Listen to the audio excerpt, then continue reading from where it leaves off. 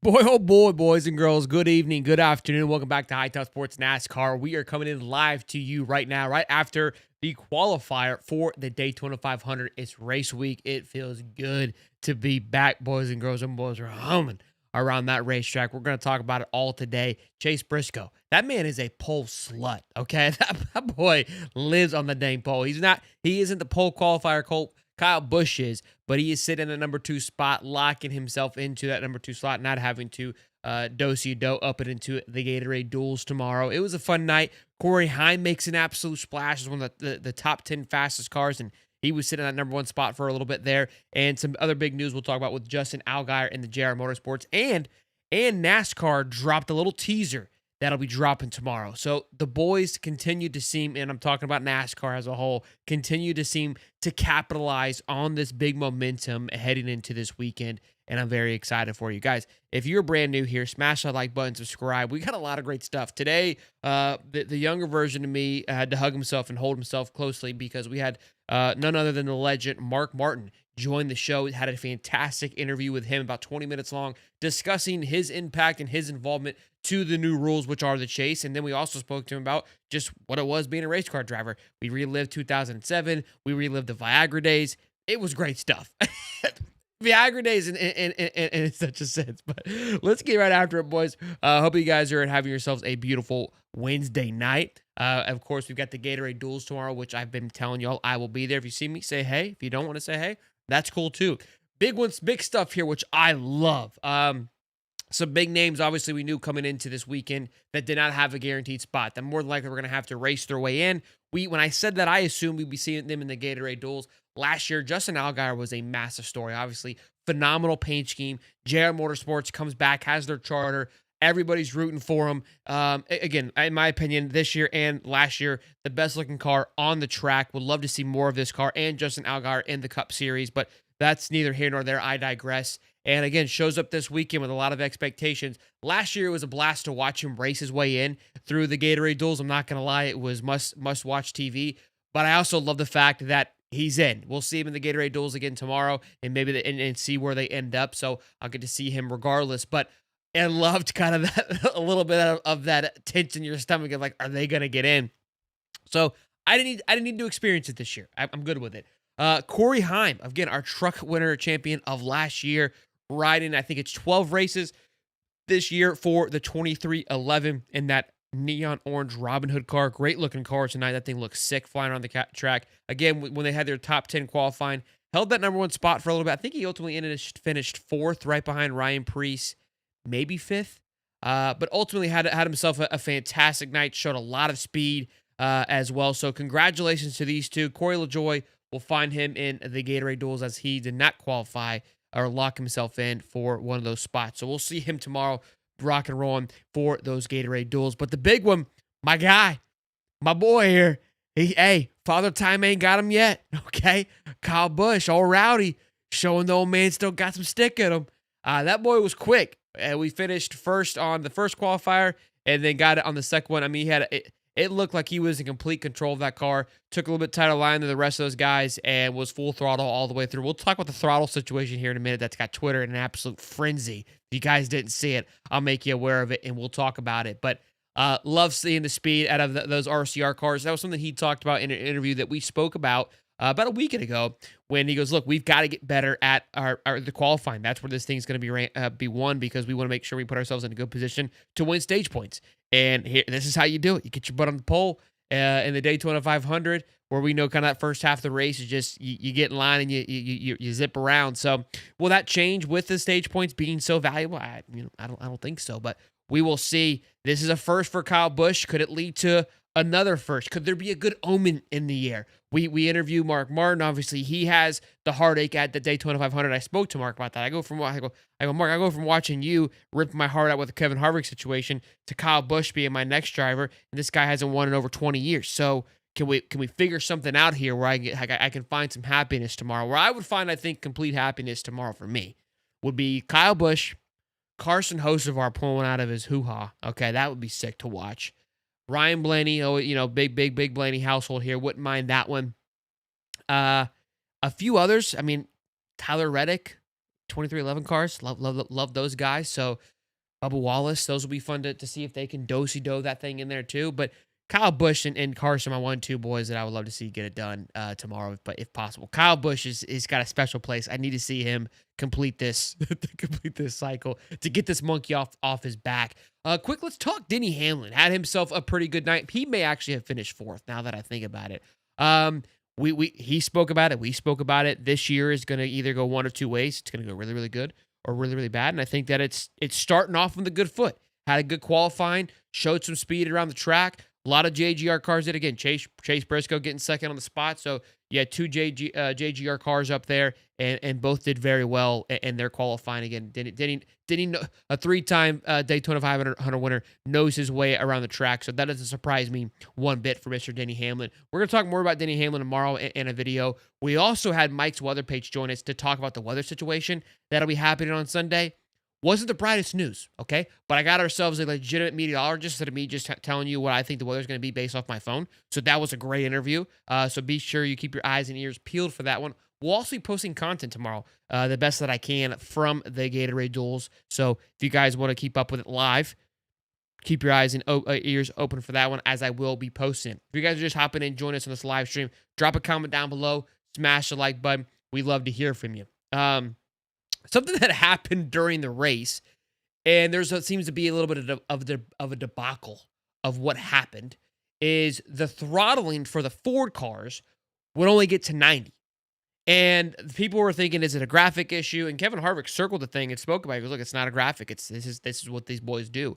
And it started a massive conversation on the internet of like, Eric Estep said, I need someone smarter than me to explain how 90% throttle at Daytona is faster than 100% throttle in single car runs. Clint Bauer quote tweeted somebody, says, look, it's not wrong, and it wasn't all cars because they thought that FS1 had an issue. Obviously, Fox always gets complaints, whether it be a graphic department or more of a graphic situation. It seems to always be their debacle. Their new graphics got a lot of compliments as well, but back to the throttle situation. So apparently, it actually is beneficial for Ford cars to run at 90. I was reading through some of the comments, and here are what people said. Whether you take it with how you want to, but one man said, Bendy 0223 says engine mapping, something to do with the intake butterfly. They're pressing the pedal all the way down, but my guess is the intake is not opening 100%. That's kind of how I took it. Like when I saw the throttle, I go, clearly they're not just like throttling it perfectly 90%. There must be some sort of governor withholding it. Someone else mentioned, again, because you hit aerodynamic limit before you hit your engine limit, and the extra 10% just makes it more shaky. Again, they didn't seem to be much slower. You had two RFKs in the cars in there with Ryan Preece and Mr. Buscher. That Mr. Buscher orange bodyguard car, that boy, that thing's slick, boy. I'm gonna have to scoop me with one of them. I love you, Mr. Buscher, and that thing was dirty. Orange, my favorite color. So I digress. Him, Preece, of course, Joey Logano was also, those were the 3-4 cars I think that qualified. I want to say there was one more Ford that also qualified, that it also showed 90%, and obviously they were top 10, so it didn't have a negative impact. I was watching it with a ghost car. It was like the 90%, the next car was 100%, and Joey Logano did just fine. So math ain't mathin', okay? But those few things there, explain it. This one says the exact specifics, I don't know, but I can say it's the same in motorcycle world sometimes as well. The best is what's explained to me was the butterfly lane at a slight angle creates a vacuum, and high pressure always tries to fill the low pressure, so it helps allow more air into it. So there you go on that.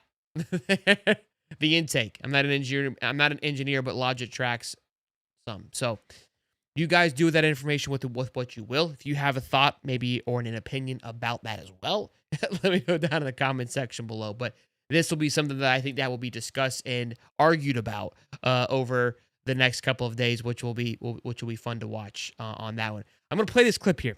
NASCAR dropped a little nugget, and I saw a tweet, because usually when NASCAR drops a teaser like this, 90% of the fan base is pissed when it's revealed, and my golly, is it so true. But there's a lot of different things this could be.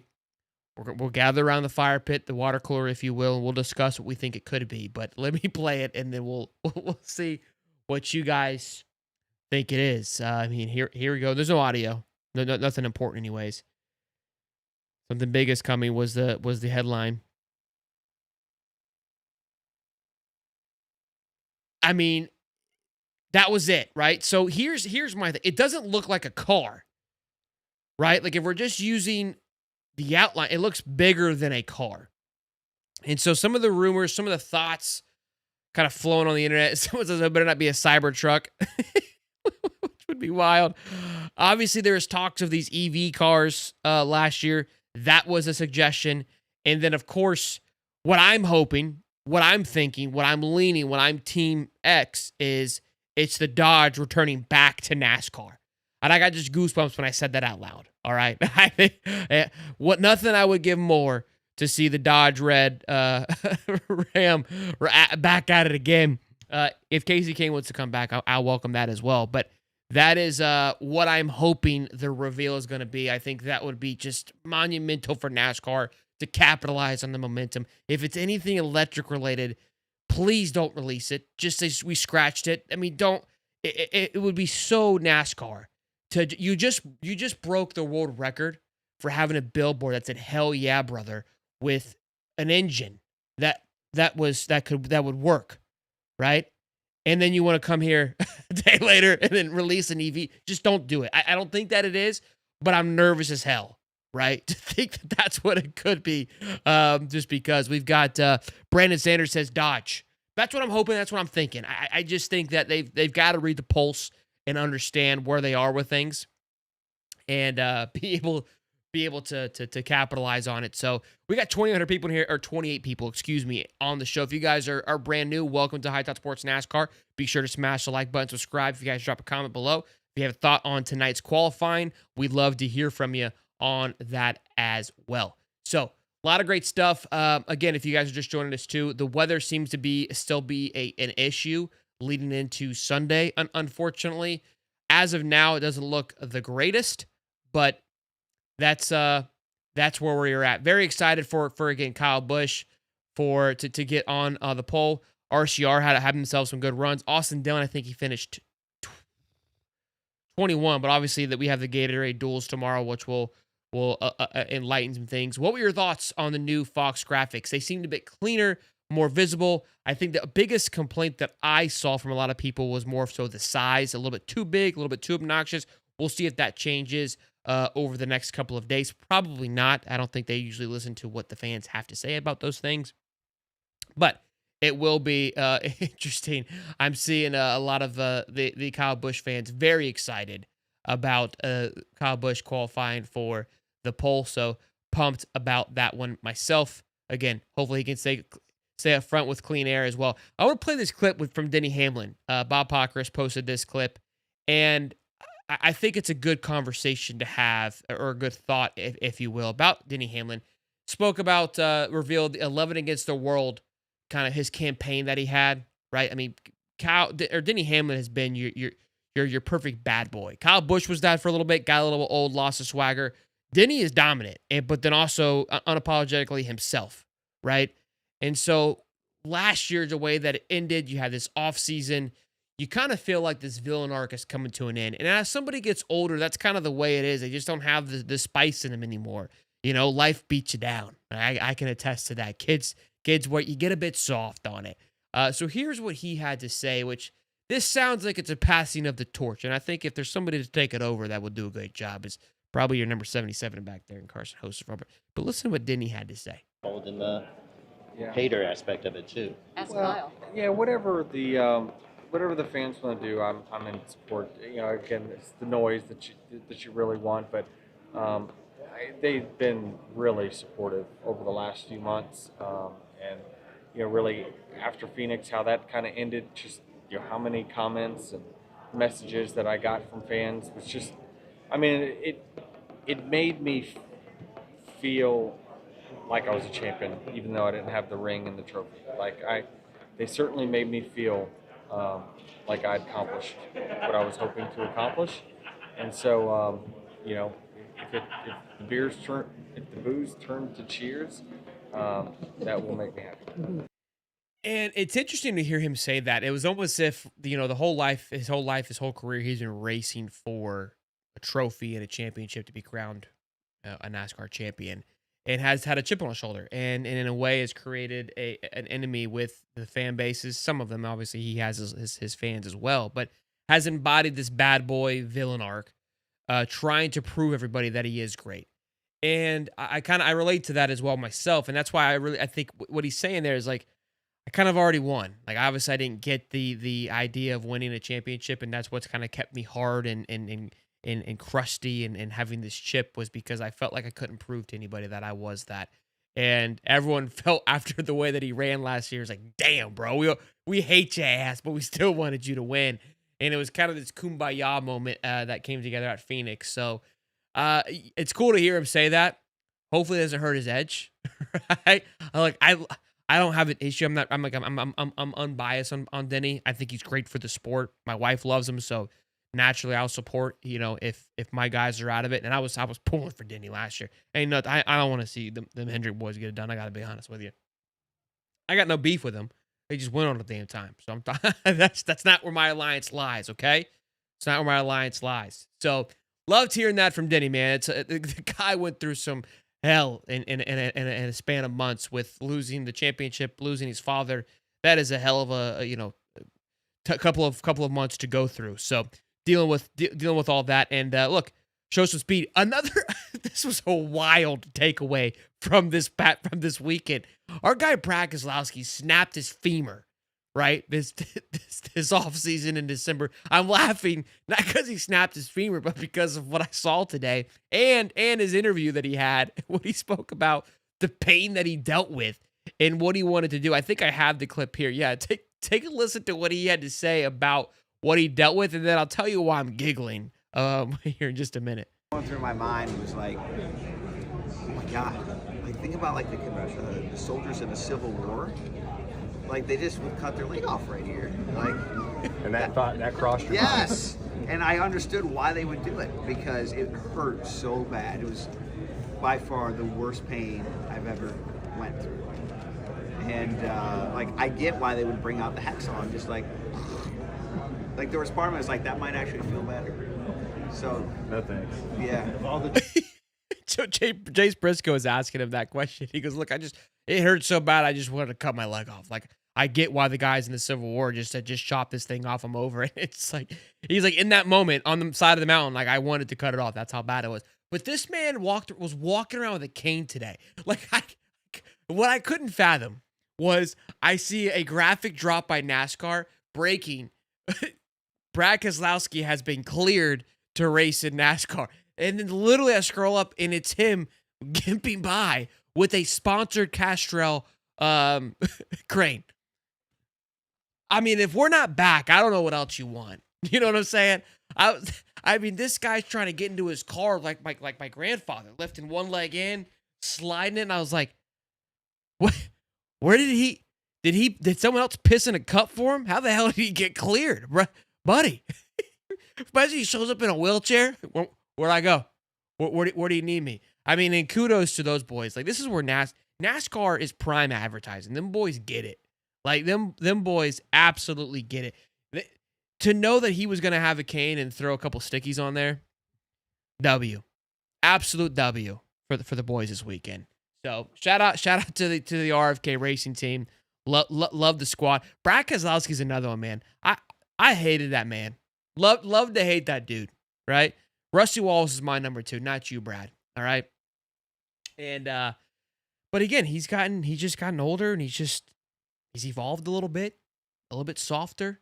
So that's where we're sitting with old Brad. I don't mind Brad anymore. A lot of exciting what ifs this year.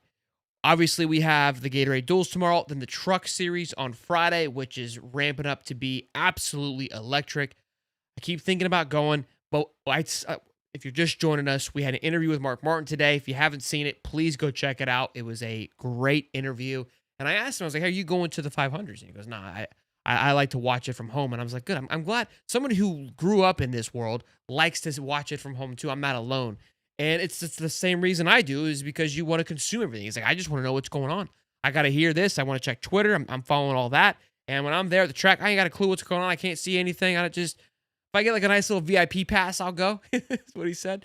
But He also said he's releasing a book this summer, and he'll be making his runs, doing autograph signings for that book and whatnot. So keep your eyes and ears peeled for him if you guys want to, check those things out. But we've got almost 50 people in here. If you guys are brand new, I really appreciate y'all stopping by for our first live. Not our first live, but our first live after this.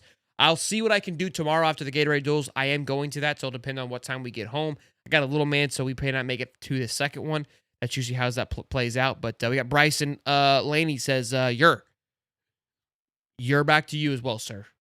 You're back to you as well. Good stuff, man. Thoughts down below, though, on how you guys felt today went. The qualifying as well. Also, some other breaking news. Kyle Larson has announced to a long-term contract extension. He has announced a 5-year extension through the 2031 season. Not surprising there. That young man is dominant. One that still hasn't been signed, which is interesting that Kyle Larson is signed, is Bowman. Will this be a year that they kind of shake up? Are they going to let it roll out? He qualified. He was one of the top 10 fastest cars tonight, so we got to see him a second time through, but ultimately he has to, didn't finish in the top 2 like Chase Briscoe and Kyle Busch. But do you guys think that Bowman will be somebody that signs before the end of the season, or will they let it ride till the end and see how it goes? Good stuff there. Good stuff there.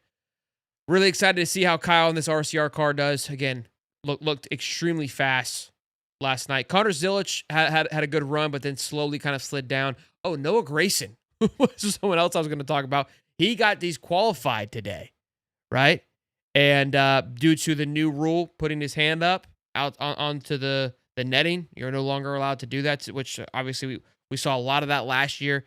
Guys putting their hand up there to allow for, and then it became like a glove situation. You couldn't have a certain glove, right? Which I think Joey Logano had an issue with the type of glove he was using, where they would put their hand on the window to cause for, a little, just to get an extra edge. Not allowed to do that. Noah Grayson clearly could not go to the driver's meeting, and he got DQ'd. So the race will be important for him tomorrow as well. We got Big Heller says Priest is on a mission this year. Yeah, I think all the RFK cars are, man. I think the new change in this playoff series was extremely beneficial to your Keselowskis for sure. And of course, Mr. Buscher, who I'm a fan of. Priest getting the win in the Clash was huge. I think getting that monkey off of your back. Again, I know it's an exhibition, but it's like anything in life. Seeing it through is a big component, right? And I'd be very excited for him. He looked very fast tonight as well. One of the RFK cars. So good stuff for Ryan Priest to get it done. And then Bowman got to start winning or he's gone. Yeah, I agree, Brandon. I think that's going to be, and that's why I think they're waiting to see. I think that speaks volumes. If we get into week 2, 3, and he hasn't won one yet, obviously, I think winning one would help him significantly. But the fact that we've got Kyle Larson, who we know was up for grabs, which, it's Kyle Larson. But that shows you that they would like to get this thing done if you're worth getting it done. Carson Hocevar signing a contract, that starts making other things loud around you, right? That's how that works. So keep an eye on that, on Bowman, on how it will shake up. We'll see. Vroom Vroom from Call Me Old Fashioned. Absolutely. Let's see here from Bryson says, let's see here. New member of the Rowdy Nation, so I'm thrilled personally. Made the decision to start watching NASCAR right before the 2023 Daytona 500, and the only cup win I've been able to watch because of work was Auto Club. Paying otherwise. Yeah, you decided to join the Rowdy Nation at probably the worst time, bro. It's been tough to be part of the Rowdy Nation over the last couple of years, all right? That's why you gotta recognize the change, the shifting of hands, and go pick up some new drivers, because it's quiet over here in Rowdy Nation. But I still yearn for the days where this man was a force to be reckoned with. I think he still got it in him. All right, I don't know if his car's got it, but I think he's got it in him. I think he's out on the end of his contract too this year. So it'll be interesting to see if he wants to stay with RCR. You wonder with someone like that, or could he go? I mean, he's too old. He's not going to do that. I'm not even going to say it out loud. But I appreciate you guys' comments. Listen, like, if you guys got great thoughts or any suggestions, we're always here for it. We're down to talk about it and discuss it, especially on these live shows. Always love to hear from you guys and hear what everybody's feeling. So Oh, I gotta see who does the. So they do the traditional picture right on the start finish line, and I can't remember what racer moves their car up every year. Like it's kind of like a little bit of a fun game. I can't remember who it is. If you guys know who it is, let me know in the comment section below. But look, I think that's about it on that one. Great little pop-up live show for the qualifier. Again, congrats to our guy Rowdy Busch for landing the pole. Chase Briscoe, your 1-2s. Tomorrow, 7 p.m. Looks like the weather's going to be fantastic. We will have the Gatorade Duels, which I am beyond juice for. I will be there, like I mentioned at the beginning of the show. Then Friday will kick us off with a fantastic truck race. I mean, I think it's going to have the most eyeballs it's probably ever have. And I cannot wait. I cannot wait for a good old-fashioned truck race, see what Cletus is able to do, see what Travis Pastrana is able to do. Carson Hocevar is going to be racing in that race. I don't think Corey Heim will be there, but it'll be good. First time call, long time listener. When will we get a High Top Sponsors car? That's the dream, boys. That's the dream. We'll do the best that we can to have a little piggy flying around that racetrack one day. All right. Time will tell. Time will tell. The more you guys like and subscribe and get this thing, 1,000 subs, we got to get there.